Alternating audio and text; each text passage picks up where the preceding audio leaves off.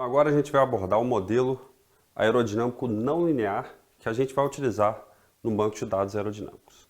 Então, quando a gente está falando de simulação de mecânica de voo, né, e a gente vai focar na simulação longitudinal aqui nesse curso, a gente vai estar muito mais preocupado na representatividade dos momentos da aeronave, tá? No CM. Não quer dizer que a gente vai representar mal as outras partes, mas a gente vai priorizar a representatividade do CM da aeronave completa. Por quê? Porque o CM da aeronave completa vai ter relação direta com a dinâmica de voo da aeronave, principalmente com a parte de estabilidade estática.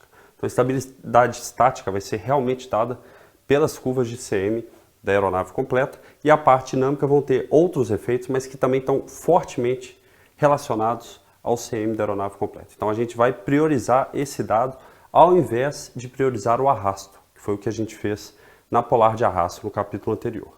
Então, o que vai ser diferente, né?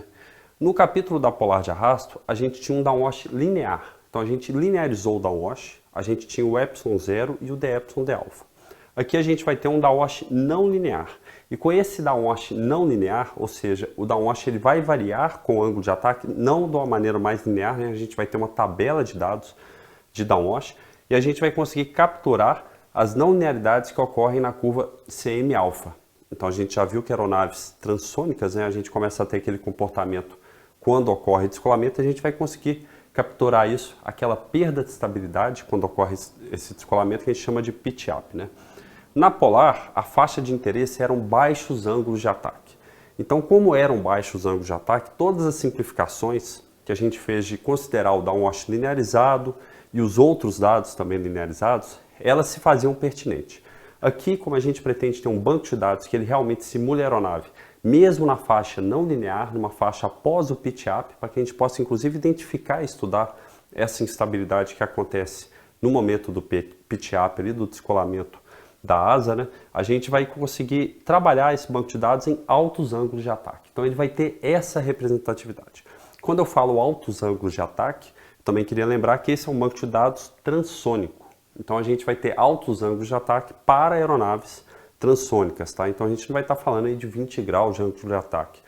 Às vezes, quando a aeronave está a Mach 0.85, 8 graus já é altíssimo ângulo de ataque para uma aeronave nessa faixa de Mach.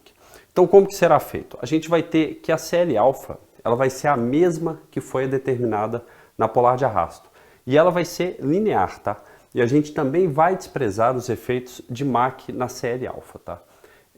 Pode parecer muito ruim, né? Mas é uma simplificação razoável, principalmente porque todos os efeitos secundários de estabilidade que poderiam vir da alteração do comportamento da empenagem horizontal com a variação de Mach, eles vão ser capturados pelo downwash linear. E a gente vai entender isso mais para frente, tá?